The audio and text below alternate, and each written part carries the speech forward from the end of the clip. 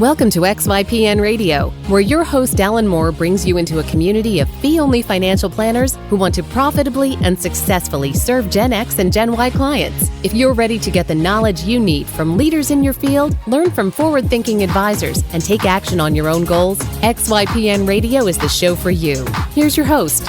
Hello and welcome to this episode of XYPN Radio. I'm your host, Alan Moore, and I'm excited to have XYPN member Eric Roberge on the show today. Eric was a founding member of XYPN and has been in business for 6 or 7 years now. He's really hit his stride, growing to 68 ongoing client relationships with revenues of over $400,000 this year.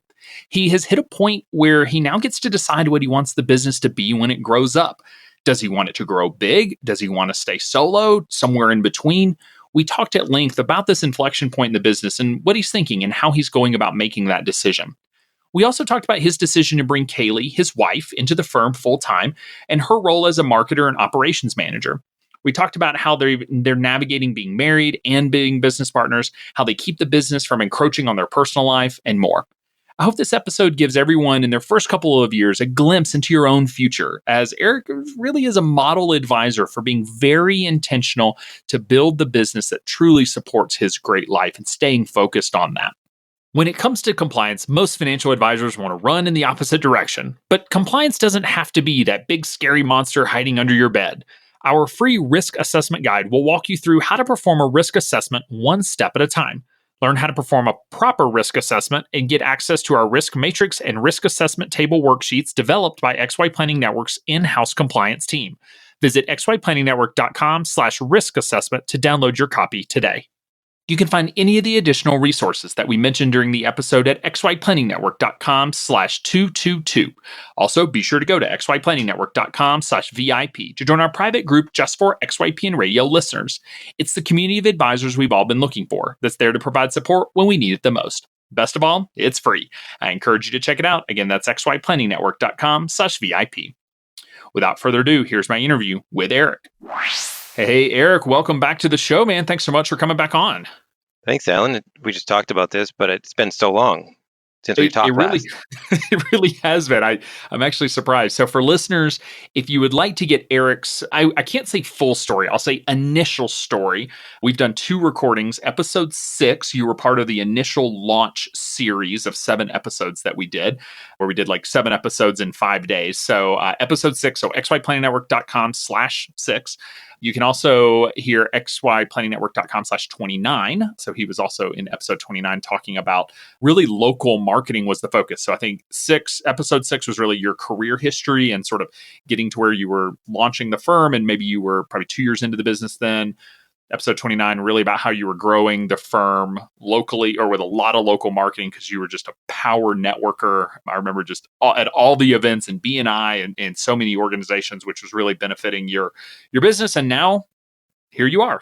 Let's just get started with where the business is today, because folks can go back again. If they want to hear career history, they can go back and listen to episode 6. We don't have to repeat that. But where the business is today in terms of growth. So number of clients, your current revenue, size of the team, that sort of thing. Sure. The business itself has grown a good amount over the years. I think I was just calculating my first year's revenue, which was $30,000, to my last year's revenue of $300,000. During that period of time, the change has been 903%. So I was psyched to see that number on paper. That's awesome. So you made about $29,000, let's call it $30,000 your first year in business, which is I'll say higher than average for folks if you're curious.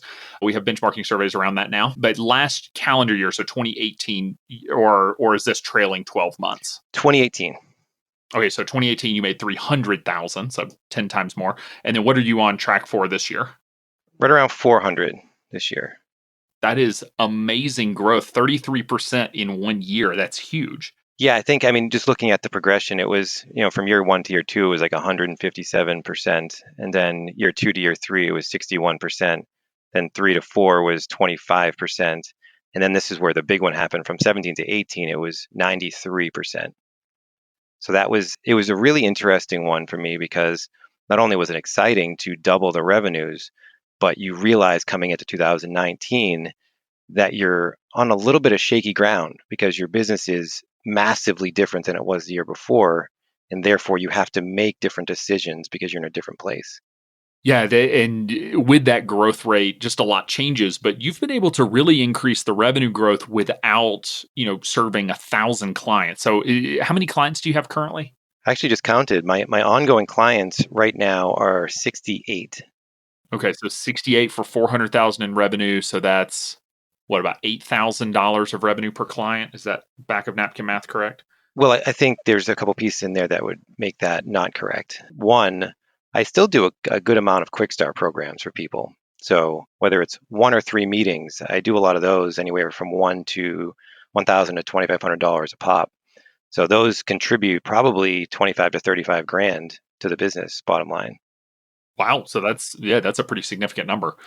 So you've got about 60-ish ongoing clients, 68 ongoing clients, and then you've got you're doing a lot of these quick starts. How has your marketing and sort of growth changed over time? So again, last time we had you on, you were boots on the ground, tons of networking. Is that still what has been most effective for you over the years, or I guess how has your marketing and sales approach evolved over time as you've continued to grow? Well, if you were to compare my previous networking activities with mine now, you would probably say I've become a hermit because I'm indoors all the time. No, I don't go to any more. I used to do a lot of after work networking. I was in BNI, so I was doing a networking group every week. I did a lot of FPA events to talk to other advisors. I was just out on the scene as much as I possibly could be. And while I started to build that online presence. And I think over the last couple of years, especially since we've done more specific marketing tactics, the online presence has grown significantly. And therefore, I've been able to reduce my on the ground networking and therefore save me time, a ton of time doing that kind of thing. Yeah, because it's really the difference between, prospecting and marketing, if you will. I mean, because so much of what you were doing, it seems like it is a really one-to-one relationship. You talk to an advisor, hopefully you get one client. But with marketing, you have to build that foundation. It has a longer, return on that time investment, if you will. But once that flywheel starts going and you start benefiting from it, it doesn't require as much to keep it going as it takes to build. Has that been your experience? Yeah, it's much easier to maintain. Well, for a couple of reasons. One, you aren't having that face-to-face conversation and maybe going to networking events where nothing happens and there's just a total waste of time. Two, also having someone else supporting the marketing, and therefore I don't have to be in front of the person to do the marketing because either Kaylee, who we can talk about, is doing the marketing for me online, or the marketing is already out there and it's just almost like an evergreen thing that continues to attract hits. Yeah, it's very much a one-to-many. I mean, an inbound marketing strategy is the holy grail of marketing, and yet so difficult to actually establish. So, yeah, let's dig in on that because I'm going to say you cheated and married a great marketer. So Kaylee, who was previously our director of marketing here at XY, and she went off and went sort of freelance, I guess, and had built her own marketing business. How did you convince her to? Because she shut that business down, right? And now she's full time with your firm. Yeah, I mean, the business is still open. She does some freelance writing work, but she is not doing the level of work she was before with comprehensive planning strategies for online marketing for advisors. So yeah, talk to me about that transition and how the two of you were initially working together and what that has looked like more recently now that she's full time with a firm. In the beginning, I mean, when we first started dating, she was not helping me at all at that point. It was Good actually plan, relationship wise, good plan. Let's just say that. Yes, it was just personal stuff. Obviously, we had business conversations because we were in the same field, doing a lot of online marketing, but we weren't crossing paths there. And as she started to ramp up her creative advisor marketing business, which was the name of the firm, she was doing a lot of strategic planning work to try to figure out what platforms to be on and what kind of content people should be using, trying to gather their stories and then deliver that back to them in writing. And as she was doing that, she was seeing that there was a lot of things that she could be doing for my business, but initially didn't have time to do. And the more we talked about it, the more she was like, you know what, Eric, as much as I love doing this stuff for other people, I'm much more passionate about doing it for you and us because we're speaking the same language. I don't have to convince you of who you are because we're kind of thinking along the same lines anyway. So our voice has gone from two separate people to one voice in not only our personal lives, but also in our business. So it's very easy for us to create content and just churn it out. So that's now she is full time with Beyond Your Hammock as the chief marketing officer, and she actually does a lot of operations in the back office too. But her bread and butter is the marketing, and she's always doing something to learn and improve. And I mean, she was just at Inbound, which is the big HubSpot conference this week. She was just at that yesterday and this morning, learning new things. That's awesome. I don't know of any other firm who has hired marketing as employee number one. She's your first full-time hire, right?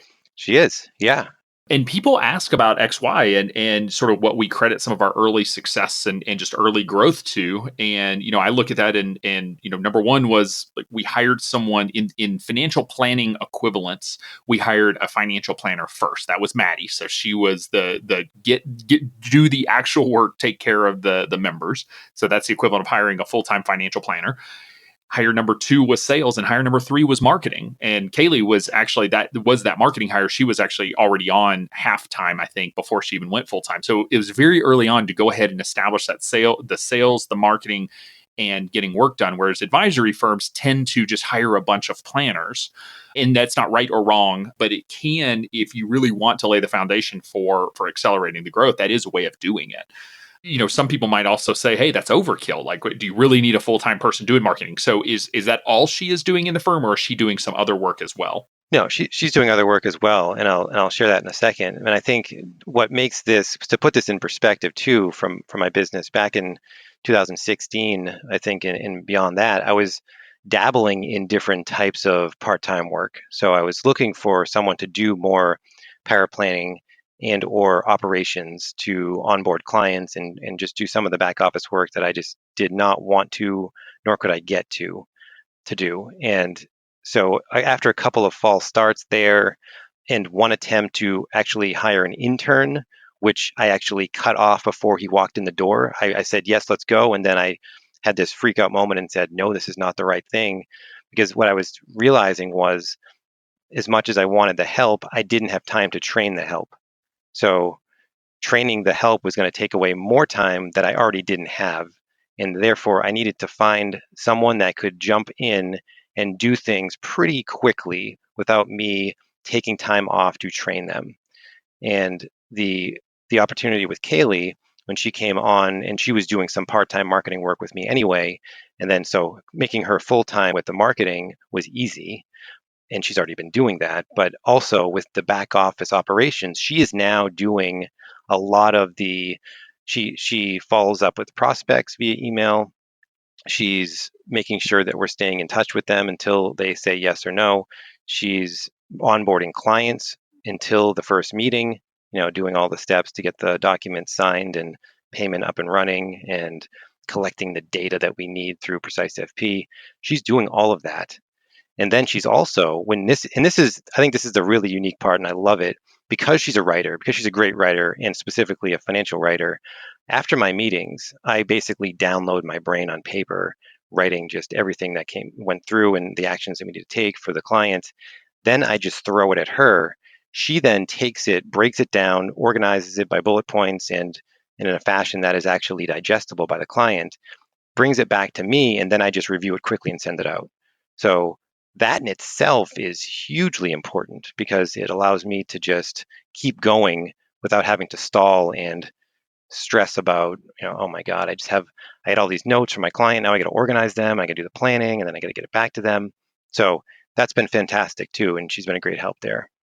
So she's really the COO, if you will. What is her official title? I don't know. We flirt with that. It doesn't really matter. I think. Yeah, it doesn't when there's two people.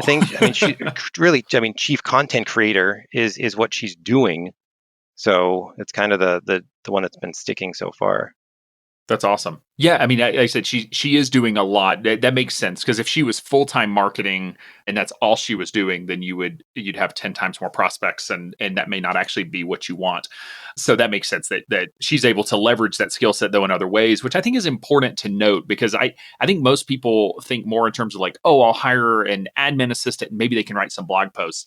And in the end, you went a different direction and said like, I'm going to hire a marketer, someone who's great at that, and then basically figure out what are the other skills that can be leveraged. And she's been willing to do that, which is huge, and that is part of just being on a small team is being willing to do a lot of different things and wear a lot of different hats. But that is a great way of approaching it so that you get that core skill set that you really needed. So it's not, as opposed to just like someone who's like a decent writer and may or may not really understand what you're trying to do. Exactly. Yeah, and it also helps that she's very detail oriented and likes the process. So once she gets, a certain list of tasks, she just knocks them out really quickly and efficiently. Yeah, so it sounds like y'all have very complementary skill sets, but one voice, which is really interesting. And I guess that really does come from spending a lot of time together over the previous years to really be able to develop that synergy. So a rare find, but awesome. And I guess how has the marketing that she's been doing maybe changed or driven, just sort of maybe a different type of client coming in? Or are you still sort of working with that same target market that you were working with early on in the business? Well, I think over the years, I've been bringing up the level of client from an income and overall motivation and goals perspective. So where I started with 20 and 30 something professionals looking for planning help, and a lot of it was cash flow driven. Now I'm very specifically focusing on people that are in their 30s and 40s that have hit their stride in their career, that are making 250,000 or more as a household, oftentimes upwards of 500,000, that are coming to me saying, I have too much money in the bank. I don't know what to do with this. And at the same time, I have a lot of these competing priorities because I have kids now and houses and I want to retire early. And there's a lot of complexity going on. So those are the types of clients, the ones that want to get after it, that already have gotten after it in their career and now have an income to prove it, that I bring on most. And I think it's our process has attracted that more, but also our marketing and who we're speaking to. We have become very specific when we're speaking to people in our writing and our blogs and our podcasts. And that's the person we're thinking about when we do that. Yeah, so talk to me about that avatar, that target market, because it sounds like maybe the same core person on the inside. Maybe probably the client has the same core values and stressors and things like that that you've worked with in the past. But it does sound like higher income and more complexity, more issues, and more ability to pay higher fees. It sounds like. Right. I mean that's all. I think the tide's rising in all areas there. So if my fees are going up, then I do have to make sure that I'm feeling good about charging those fees and actually adding the value and knowing that the client can actually pay those fees. So income's a priority for me. When I look at a client and they're making under 100,000, I'm not having a conversation with them. If they're making under 200, then they're only going to be a quick start client. And if they're making over 250, then most likely they're in good shape for the ongoing planning service. So let's see. I was doing the math. So without the quick starts, your average fee is actually closer to about $6,000 a client. Does that feel right? I think it's probably less than that. And I didn't actually add. So I do some speaking still, and specifically education for various schools in the area. So anywhere from, I don't know, $10,000 to $30,000 could come in from a relationship I have with clients like that. So I guess that would fall under a quick start program because that's kind of what I'm doing for them. So that's in there as well. So I'm trying to think. So even if it's let's say somewhere between $4,000 and $5,000 a client, then and your average client, did you say has about 300,000 in income? Is that fair? Yep. Okay. So it is in that 1.5% to 2% or 1.5% to 2% of income, which is what we're seeing across the board. Michael did some research on pricing of financial planning. He actually found fees were pushing above 2%. They were in that 2 to 2.5%. We've historically said 1 to 2%, but we've actually been seeing 2 to 2.5% even. Now that does include, I believe that's equating, I'd have to look back for the investment management side of things, but even there, like you may actually have some room to continue to go up in terms of willingness of the client to pay, but obviously you have to be confident in the value and that sort of thing, which I'm certain you are. Yes. Yeah. I mean, I think for me, there's a combination of things here because as much as I'm bringing on most every client from the ongoing clients anyway, from a monthly subscription model, oftentimes very quickly, if not immediately, people are bringing over assets as well, and we're charging an AUM fee. So I just did some quick math here. This year, our AUM numbers are about 45% of our overall revenues. Okay. So yeah, talk to me about the fee structure and how that has evolved, if at all, as you've continued to grow. Well, in the beginning, it was so much more about financial planning and just charging them the monthly subscription for many reasons. One, I don't think I initially had a relationship with a custodian, so I couldn't manage money. But quickly after I found one, I wasn't necessarily fully committed to the process because I didn't trust myself. I didn't have the time to do the investment management. There was just a long way to go before I felt comfortable with that. So it was kind of dribbling in because I wasn't really pitching it hard. And then after bouncing around from Folio Institutional to Betterment to landing at TD a couple years back in 2016, I finally felt like I hit my stride. And that's where at the end of 2017, I became able to work with DFA. I was using Betterment. I was using TD, using their iRebal system, getting comfortable with that. So at this point, I feel very confident in my investment abilities, and therefore that's coming through in my conversations, and it's leading to more and more assets. So, I mean, my biggest goal, other than bringing on a few new clients now, I'm being much more specific about that, is actually making sure that those clients that are here are utilizing me for an asset management perspective as well. So making the clients that I do manage from a financial planning perspective more profitable for me and more of a comprehensive conversation because now I'm managing their investments too. What is your current assets under management? I think we're about 18 million right now. Okay, that's grown quickly. I had my head 7 million, so I'm a couple years off.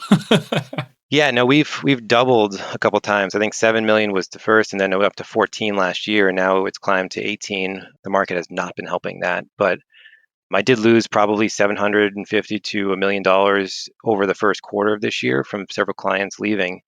So I've tried to scramble back, but I'm hoping to hit the $20 million mark by the end of the year. All right. So yeah, so almost 20 million in AUM. So you said about 40% of your revenue now is actually coming from the assets of working with those clients.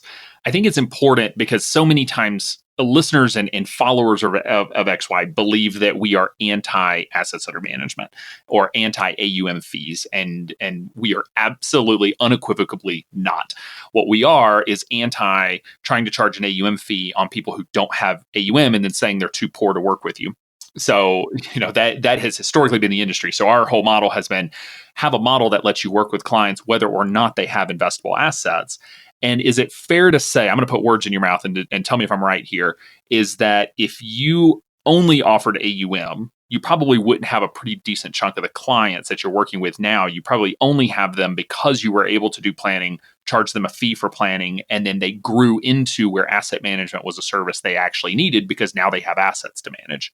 100%.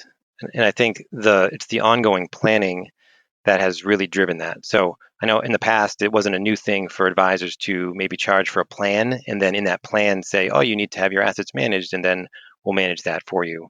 But I think during that planning conversation, whether it's one meeting or even up to 3 meetings, you're only building a slight bit of trust, I believe. And with the ongoing planning, clients who are either one coming in saying, I don't know if I have assets to manage, or I don't know if I want an advisor to manage them, or I don't know if I trust you yet, they're still able to come on from a financial planning perspective, pay me for the value I've provided for financial planning on an ongoing basis. And then in that process, I'm educating them about investment management and what it means, and then saying very directly saying, you can go to Vanguard and do this yourself.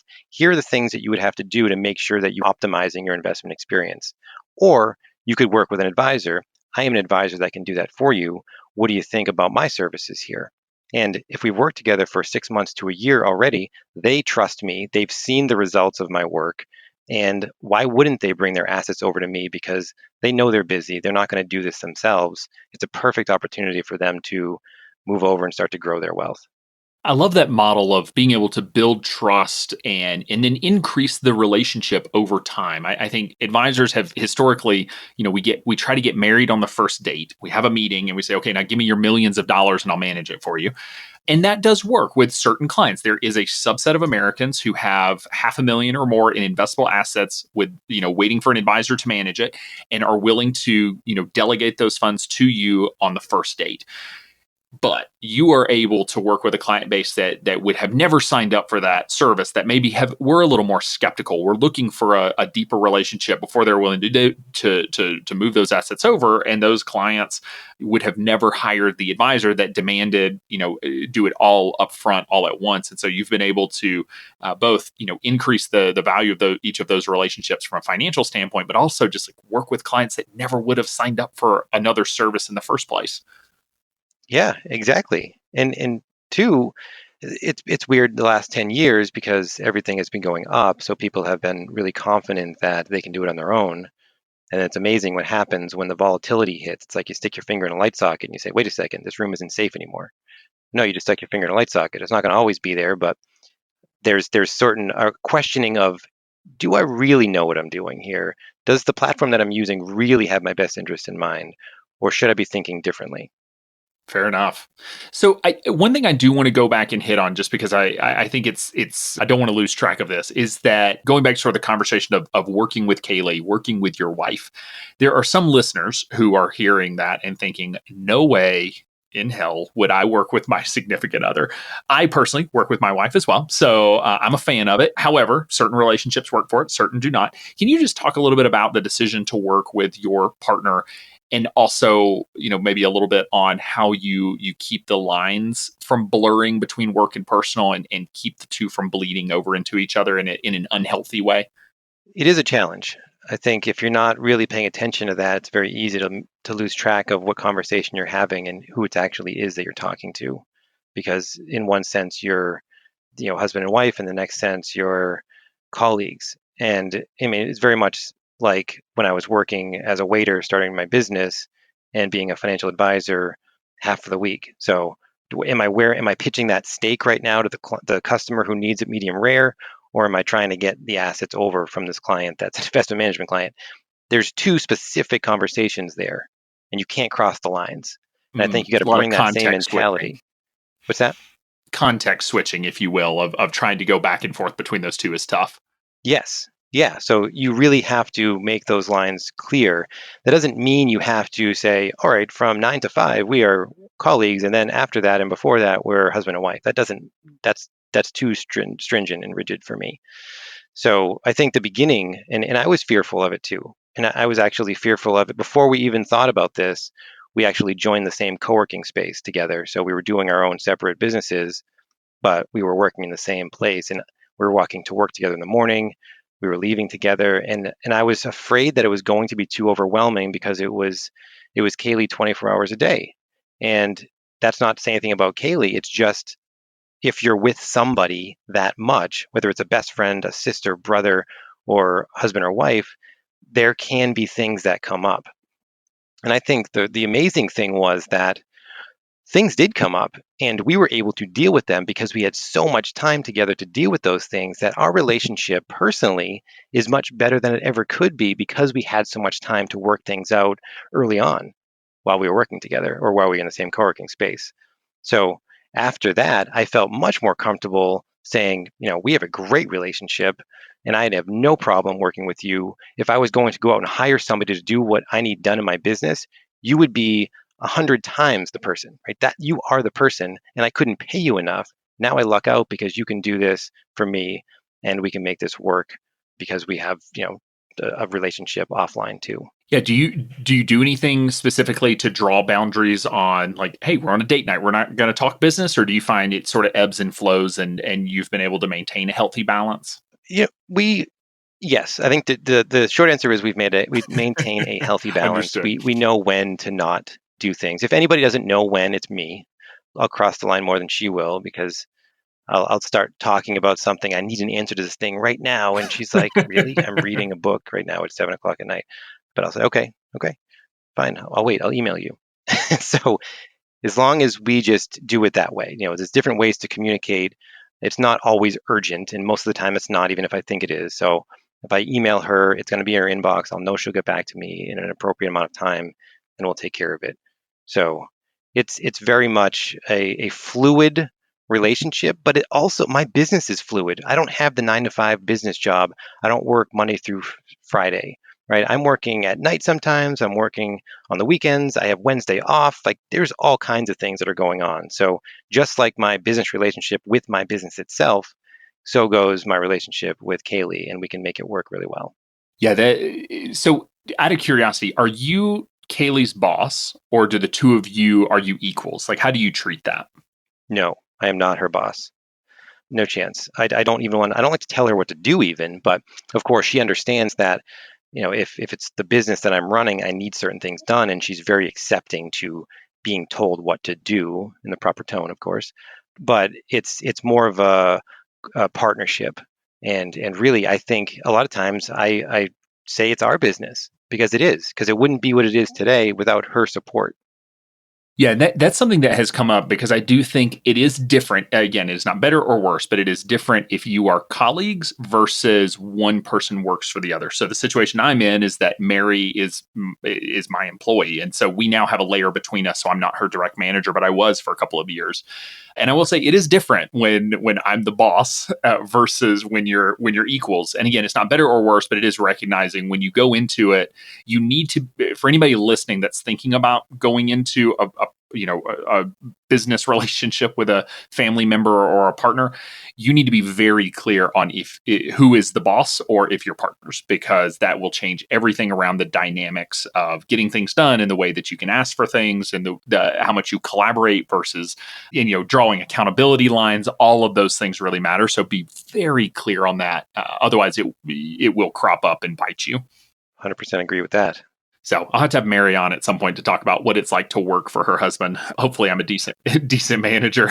And again, it's not meant to be, a jerk about it. It's just like, and just the size of the business, where it's just the way that it operates here. Yeah. Like I said, it's some couples will tell me there's no way I could work with my significant other, and it's totally fine. That doesn't make your relationship worse than our relationships where we're able to work with our significant other. But it's different. I have no idea what other couples talk about at night. Because we just talk about I don't know, most couples don't know what their partner does, and for us, I'm intimately familiar with what she does, and she knows what I do, and yeah. Anyway, I always wonder just what couples talk about when they're not working together. I agree. No, I have the same thoughts. So changing gears a little bit, you have hit a point in your business where, you are through what I like to call the, oh crap, what did I do phase. So there's sort of 3 phases of business. There's the initial phase where it's just pure excitement and adrenaline, and you're just getting started and you're going out and getting clients. You hit that, I'll say somewhere between 10 and 20 clients. And then you realize you're working really hard and you're not making any money. And then you hit the, oh crap, what did I do phase? And that's the phase where you're working really hard and you still don't make as much money as you did before you quit or got fired from your last job. And then eventually you come out of that, and you are now out of that. You are now making, I assume, significantly more money on a net basis than you were when you had a job before you launched Beyond Your Hammock. And so now you get to sort of pick your head up and ask the question, what do I want this business to be when it grows up? So can you just talk to me about, one, does that resonate with you, that path? Has that felt like your path of sort of going through this? Yeah, it does. I think in the beginning, it's all work and or all stress. So even though you weren't maybe working all the hours of the day, you were stressing out all the hours of the day, because if you weren't working, then you were stressed. But if you were working too much, you were stressed. So it was a tough place to be. And I think and this is part of what I'm going to be speaking about, or what I will have spoken about at the XY Planning Network conference, is that in certain stages of the business, there seems to be a fire that you have to put out, like a huge fire, like your business is on fire. And back in 2015, that fire may have been the month that 4 clients left all at once, and 7% of my revenues went out the window, in a 2-week period. And when you only have a small amount of clients, that's a lot of business gone. So the fire is, oh crap, my business is burning and now I can't save it and everything is gone. But then in 2019, coming into this year, when between ongoing and quick start clients, you realize that you have 12 of them in the first 3 months, new ones, and you say, oh crap, my business is on fire. I can't handle this new growth. I have to figure things out. And it's a different level of stress. And I think the business now is very much solid. It's not going anywhere. I honestly could sit back and bring on one client per month, and that happens just because we have a great online marketing funnel at a minimum, and be fine. And my life would be great, and no worries there. So it's a whole different experience this year where I'm saying, what do I want to do next? And I can actually take a breath, and my business is still going to be there when I turn around. So, what does it look like to take a breath? Have you been traveling or taking time off to really think about it? Is it just sort of the thing you're thinking about right now, as opposed to 2 years ago, you were probably just, all of your spare moments were thinking about getting more clients. Now you're not in that place. Like, what does taking a breath really look like for you? Yeah, it does. I mean, because you very quickly can get back. I don't care if you're a business owner that creates your own schedule and works virtually, or you're someone that works in the corporate world. You can very quickly get on a hamster wheel that you don't want to be on. And I think it was this morning that I realized this. I've been thinking about this a lot this year, but I actually looked out my window, and in my place, I'm in Charlestown. So out my window across the way, I can see the Tobin Bridge, which is the iconic green bridge that's in like every Boston movie you've ever seen. And I love it. It's a beautiful view, and one that I probably wouldn't have had a couple years ago because I couldn't afford to have it. But when you zoom into the roads, there's a top level that comes into Boston and the lower level that goes out of Boston. At rush hour, the top level is packed, right? 6 a.m. to 10 a.m., it is packed with people coming into the city Monday through Friday. From 3 o'clock to 7 o'clock p.m., it's packed on the lower level going out from Monday through Friday. On the weekends, it's packed because people are either leaving to go to New Hampshire and Maine, or they're coming through the city to go to Cape Cod. There's just this herd of people flying around, following each other everywhere. And it's really, really stressful. And almost, it's kind of depressing. But what made me smile was that I'm standing in my place looking at the bridge, not in that traffic. So I've made a very specific decision, a very intentional decision to get out of the corporate hamster wheel. But I very quickly found myself back on a hamster wheel of my own creation. And that was in doubling the business in 1 year. And the last thing I needed to do was to stay on such a hamster wheel because I didn't want to be on that to begin with. So this year has been that for me. The taking a breath part is, initially I was thinking maybe 500 grand this year. Maybe I'll get to 500 grand. That'd be a good growth rate. I could do it, and we can bring on some people and we'll make it work. But then after the first quarter and 12 people are coming on as clients, and I'm like, this is not worth it. Let me relax a bit. Let me enjoy some time with Kaylee. Let's go enjoy the money that we've created because the profit margins are outstanding. Let's use some of that and not just save everything and try to grow the business. So, I've been to Key West. We rented a boat down in Key West and drove around the Keys, which was awesome. We went to Atlanta to see her parents. We've been to Martha's Vineyard twice. We took our honeymoon after a year of being married to Greece for 12 days. What else have we done?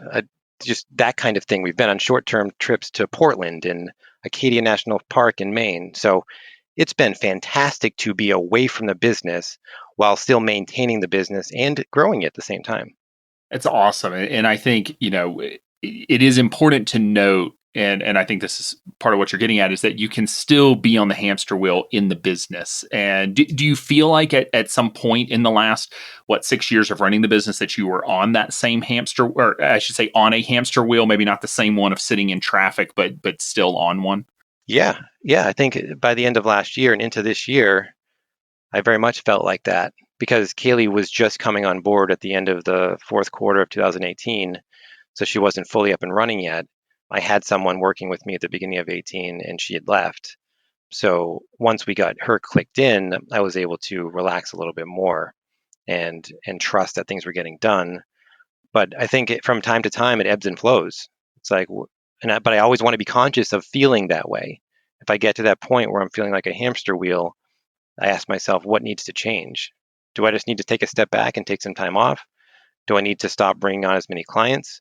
Do I need to hire somebody? And what is that hire going to be? Like, those are the questions I ask myself so that I can sustain and not burn out. So what are you thinking in terms of, the business? You've had 6 months now of maybe, feeling like you can take a breath, being off that hamster wheel. Things are working, things are growing. You really have the choice. Do you want to grow big, start hiring advisors, turn Kaylee loose on marketing and let her, if that was her full-time focus, then, you could be hiring an advisor a quarter if you wanted to take all the business that would be coming in. Do you want it to stay just the two of you and just really maximize your lifestyle and I'll say scale your lifestyle and outsource everything, or somewhere in between where you hire some folks but not too many? Like what are you thinking, and maybe how has what you're thinking changed even over the last 6 months? Well, I'm not sure how you got into my brain, but basically all that has been Fair enough. it's been the conversation, because I do see that, and that's the benefit of having the business I have now that is pretty lean and mean, is that I think I can go in any direction I want to right now. And I honestly don't exactly know. What I don't think I want to do is just take full advantage of Kaylee's marketing prowess and hire a bunch of advisors to be able to handle the inflow that would turn on if she was able to just really ramp up that funnel, because then that still is, at least from my perspective. And again, I've not done this before.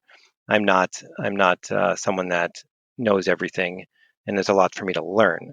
But from my perspective right now, as it stands, I just feel like if I have a bunch of advisors working for the firm, it's going to take more of my time, and therefore I'm not going to have as much of a life as I'd like to have. So lifestyle is the number one priority for us. And I think the conversations we've had, and just like I do with my clients, we've gone into eMoney and run the numbers to say, okay, if we're saving as much as we're saving like 35 to 45% of our gross revenues annually. So we're saving a ton of money and still able to spend. So it's been great. But if we save at this rate, when can we retire if we wanted to? Right. So we got that to 55 years old. And then we said, well, what about other things? What if we built the business up and then sold it? When could we retire? And when could we stop working, or at least choose to stop working? So we're stretching our minds right now to say, what is possible? What are the options? What are the pluses and minuses of doing one thing versus the other? And I think we're going to come to a conclusion that it's probably going to be a little bit of expansion. I mean, we have hired just now. So last week, we hired a 15-hour-a-week paraplanner that's going to start to take some of the back office planning work off my plate and eMoney work, which is going to be fantastic. See how that goes. If that goes well, either we'll maybe, I don't know her capacity, but maybe we'll bring on a full-time paraplanner in general to help there, and see how that goes, and just take little steps rather than big leaps to move forward. Because I'm not against merging with a firm. I'm not against selling my firm. I just want to make sure that my clients are getting the best of me for as long as possible. So it's a very open conversation right now. All I know is that I love my life. I want to spend money. I want to save money. I want to be engaged in the business. I want to still push the barriers and be on the cutting edge, and expand in some way. And maybe it's the podcast, and that's been going well. So who knows what it's going to be. Yeah, and I'll say that it really comes down to what you want your day-to-day in the business to look like. I never in my wildest dreams thought I was going to be the CEO of a company with 50 team members. All right, like no idea. I will say my lifestyle is a heck of a lot better today than it was when I was solo. And again, that is not good or bad, better or worse. I do think being the CEO of a growing and large company, I'll say mid-size, whatever we are, gets a little bit of a bad rap because the assumption is you're in meetings all day, every day, and have no flexibility. That being said, what you want to do in the business on a day-to-day really does matter, because if you want to be a lead planner for 68 relationships, it's kind of hard to grow too much, because in the end, like your time will get eaten up running the business, versus if you're like, I love running the business, but I don't actually love being a planner all that much, then some of those decisions change too. So I have found that that's helpful for advisors who are really thinking about what they want the business to be, is really think about, when you show up to work, every day? What's the work that you're doing? Are you doing the planning? Are you building a business? Are you doing marketing? Are you doing it all?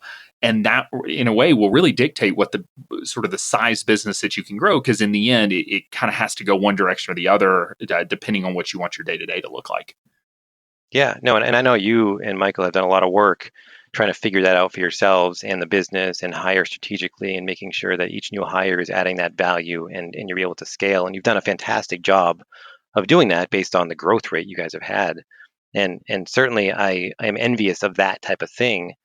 And I just don't know, because I've actually been this year spending a lot of time searching for a coach that would actually be the one that's experienced or worked with people who have done what I might want to do and can help me figure out where to go next. And it's been a bitch of a time trying to find someone that is actually the right fit for me. Yeah, it's a great point that we haven't done the best job. And I want to continue to explore how to get the stories from the people who are building the different types of businesses. Because something that if listeners were at the conference, you will have seen by the time this recording goes live, that we're actually rolling out a framework for sort of the 3 different businesses that I described, whether it be more of a lifestyle focus and really scaling yourself and staying solo, an enterprise where you want to grow big, or that middle ground. Sometimes we call it Small Giants, which is a really great book, but is really helping people see that. Because again, I think I hear advisors say, well, I don't want to be the CEO of a 50-person company. I'm like, what do you think a CEO does? And like, well, you're just in meetings all day. It's like, well, you could be, or you could not be. You could hire a COO who's in meetings all day and you could be the creative. Like I think there's a lot of misnomers. That being said, there's also no shoulds. There's no, you should grow because you can. There's no, you should stay solo because you can. Like it's the beauty of being a business owner. And it's what's so stressful sometimes. It's like you have the flexibility to build this thing the way that you want to build it. And you can always change your mind. But if you make some decisions around growing for scale and you're like, all right, I'm going all in on enterprise, it's going to be hard to peel back to being a solo one day. You're going to end up building a business that you hate. You'll have to sell it to start a new one, kind of thing. So they matter, but you're in the middle of making those decisions, so and really thinking it through. Yeah, no, exactly. And I think it's great to be able to test the waters and know that I don't have to move forward at 100 miles an hour in order to achieve whatever it is I want to achieve. If there's time to sit and think and test and come back and say, no way, not that, and then say, maybe it's this direction instead. I love that you're taking the time, and I think this is something I'll say that we did at XY, where we started growing and we grew so fast that I never took the time to really pick my head up and ask, like, what do we want this business to be? We just had to hire to keep up with the growth. And so we kept hiring. So we kept growing because for some reason, I just couldn't bring myself to stop the growth. I mean, we could have just turned off membership applications for a while and I just never did. And that was a big mistake on my part, was not picking my head up and asking the question of what do we want the business to be? We finally did. I will say that we are fortunate that we made the decision to grow the business the way that we are now, because turning it backwards, turning back time is tough when it comes to business. And so it would have been really hard to make that call. But it is taking the time, because you're in this really awesome position where you can make this decision and really think it through. I am curious, are you going back and forth, or have you gone back and forth, let's say over the last year of, yeah, I want to grow big, or no, I want to stay small. Yeah, I want to grow big. Like, are you going back and forth, or is it more of, are you getting, I don't know, I guess, what has this sort of break been for you from a, trying to figure this out standpoint? It's been a back and forth thing. I think if I'm being honest with myself, what I would ideally like, and this is something that I learned in having conversations with JD Bruce about Abacus, is, he was doing some work with a small group of us, and I think he still does that with a couple of people, just talking about the idea of a lifestyle practice and what that means. And what we all revert to is lifestyle means small solo shop with maybe 1, 2, or 3 people, when in fact those types of firms, although they can have a nice life, a lot of times that means you're doing everything all the time. And when you truly want to get a great life, maybe the scaling of the business and bringing on the people, like you were saying, Alan, to take those meetings and do those things that you don't want to do to free up your time, is actually the way to create the lifestyle business that you're thinking of. So in an ideal world, I think I would have that bigger business, because I do have the capabilities. I mean, people are reaching out to me all the time to say, can I work for you? And I have the prospect funnels coming in saying, can I work with you from a client perspective? I can grow this thing pretty quickly. I just am scared to death of getting to that point where I don't have a life because I love my life. So ideally, I would want that bigger business where I can be the strategic person working on select clients, but also having the visionary capabilities, being on the podcast and going out and creating other opportunities that would make Beyond Your Hammock spread across the country. I mean, that would be ideal for me. Yeah, and again, it's just getting really clear on, what are the end goals. And for you, it's, you're very clear that you want to be able to maintain your lifestyle. And what does that mean? How much money is that? How many hours are you working? How many weeks of vacation do you need? And what flexibility do you need to be able to just like drop everything and go for a week? Do you want to build in the flexibility that, it's we're recording on a Friday and you're like, next week I want to go to this thing in the Bahamas, let's just go do it. Do you want the flexibility to do that? And all of these various pieces, and then you can align the business goals and how you build the business with that. Because I'll say there are a few myths of building a business. I mean, one is that I have to grow to make more money. That is one of the greatest myths, because if you look across the industry, the people who make the most money are solo practitioners because they don't have any overhead. Now, the asset of the firm that you build by hiring 10 planners, 10xing your revenue, your net, the actual amount of money you may be making could go down 10, 20%. But the firm is actually worth 10 times or 20 times more because it's not just based on you. So there is an asset component to that. But, people are like, I just want to make more money, so I'm going to hire people. Like, not necessarily. You can actually make a lot of money as a solo. You are now. Or, I think that's one myth, is just around money. And then two, again, it's just around time. I think there are a lot of misconceptions around what it means to be a CEO and a business owner. But I think some of those misconceptions come because, that's what we've seen modeled. It's what we've seen from previous, firm owners that we've worked for, where they're just miserable in their lives. And we don't want to become that, which is totally fair. So, but there's no right answers. It's just your answer and your truth. So I'll be interested to hear if you find a business coach that can really help with that process for you, because I think that's something a lot of planners are dealing with. Yeah. And it's funny too, because when you were saying that, it's what's been modeled previously was scary or not something that you want to jump into. I feel like we, as XY planning advisors or people who are in this world of creating your own business and doing it differently than the industry has ever done before, saw that they didn't want their career to go that way. They didn't want to be able to help their clients in the way that was modeled for them before, and were able to do that. But then you quickly forget when you get into the world that maybe the vision you have for that growth is, again, modeled back in the old way, but you've already left the old way. So why can't you create that new way, even when you do scale? I think it's a very interesting place to be in and to think about, because it really, the sky's the limit and anything is possible. It's just about getting the ideas and making the attempt to get there. So what are, given the fact that you're in this sort of in between, if you will, this sort of this pause where you're still growing. It's not like you've literally stopped the firm, but where you are, able to take a breath. What type of projects or do you have any major initiatives that are coming up in the next 6 to 12 months? Or, are you holding off on most of those things until you make some decisions around just sort of where you want the business to be? Well, I think, as I continue to iron out my process and feel comfortable with that process and clear about the value that I'm giving people. And it's a daily occurrence that I'm realizing there's more and more value that I'm giving, which is a great feeling. I do need to revamp my pricing. I think that is going to be, I don't know if I'd call it a major overhaul, but there's going to be some revamping of pricing just to make sure that I'm being as aware as I need to be about how much I'm charging the people for the value I'm giving, because I do feel that my value has increased exponentially over the years, just like the revenue has. And I really haven't changed the pricing all that much.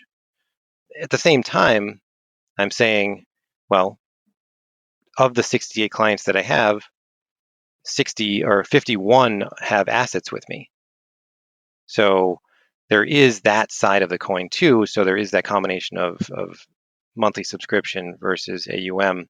It's just, you don't know in the beginning if it's going to be that kind of relationship or not. And if it's not, then you're undercharging, basically, is what I'm telling myself. So there's some work to be done around that. I know there's other people that have done it successfully. So I've had some conversations with people. That's a big initiative. The other one is just seeing where the podcast goes, because we both love doing the podcast. They're only 20, 25-minute episodes. So Kaylee works on those and cuts them down and makes them perfect and sends them out. Been to Podcast Movement down in Orlando in August. We're going to go to the one out in February in LA. So there's a whole aspect of that. Like, what does that mean? What do we do with that too? So those are probably the two main focuses I have right now. All right. Yeah, and that's the podcast is awesome. What can you tell listeners just where they can find the podcast and sort of the overall theme and topic of it? Yeah, I mean, it's called Beyond Finances, and it's on Spotify, Pandora, iTunes, Stitcher, and it's really about taking the conversations that Kaylee and I have behind the scenes about our money and our views and my experience with working with clients to say, here's some new perspectives on things. You have these goals out there and you have various strategies for your money, but are the strategies for your money and the goals that you have actually communicating with one another, or are they two different fields? Because in reality, you have to use your money as a tool to get to where you want to go. So how do you combine your finances in your life to make it a happy, harmonious relationship? So we talk about how we just bought a new car and how we got the best price on that. Talk about the markets and just the misconceptions of the volatility and how to look at things and active versus passive. Like, we don't get into super detailed technical stuff, but we do it in a way that people can really just latch onto in a 25-minute commute and pick up some good tidbits. And then it's like balance, right? It's balancing life and work and using your money for what you value today and spending excessively in some areas if you want to, but also keeping in mind that you do have to save and how to save and invest your money too. So when you look back over the last, 6 years, I guess, of running the business, what would you say maybe has been your biggest win? Like the one thing that you've done that you want that you feel like listeners could hear and maybe, mimic for themselves and utilize in their own business, and maybe also sort of your biggest failure that you feel like maybe listeners could avoid by hearing you chat about it. I think the biggest win for me has been the complete detachment from societal norms and having to live a certain way because, again, the herds of people are living that way, right? I'm very much an observer of life and not stuck in the trees. I'm looking at the forest through the trees. And I think that is very important. And it's only able to be done because not only do you work on the business, but you work on yourself. And I've spent so much time going through programs, training and development, reading self-help books and getting different perspectives from people who are successful and people who aren't, and just trying to find my own vision for what I want for my life and then staying grounded in that, because that lets me live in my own world, but still be very social and connected to others. That's awesome. Thanks for sharing that. And then, yeah, what about your biggest failure? The biggest failure, that is a good question. And I know I have many, so I'm just trying to figure out which one would be most impactful. I don't know the answer to that. I feel like a jackass not having an answer for my biggest failure, but I don't know. Any big missteps that you look back and go like, oh man, I really could have avoided that if I had just known what I was doing?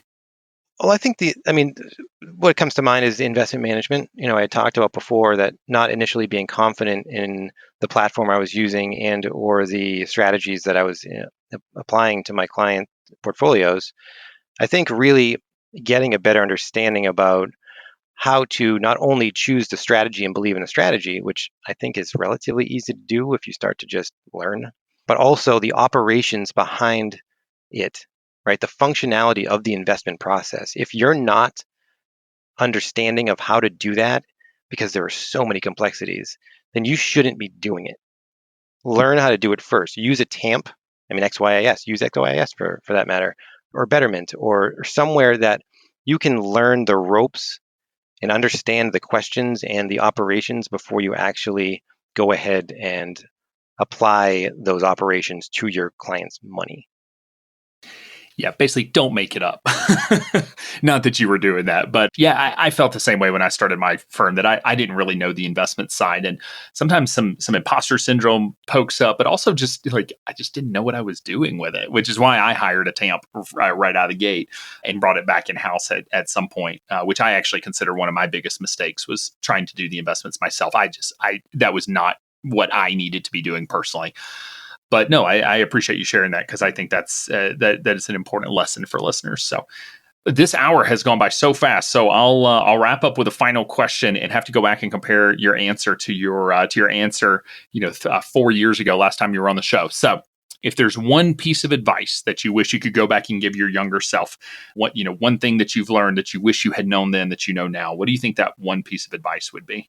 Believe in yourself is really what it comes down to, because if I had the same confidence that I do now back then, I think things would have been less stressful for me personally, but also I would have been able to make a bigger impact on the people that I was communicating with at the time. Because, talking to somebody who has a very relaxed demeanor and voice and is very in tune with themselves and grounded in who they are is a completely different experience than talking to somebody who's a fast talker and is nervous and moving around and just doesn't really look all that trustworthy, even if they could be. I think it's just that belief in yourself is going to go further than you think, and it's going to take you to where you need to go.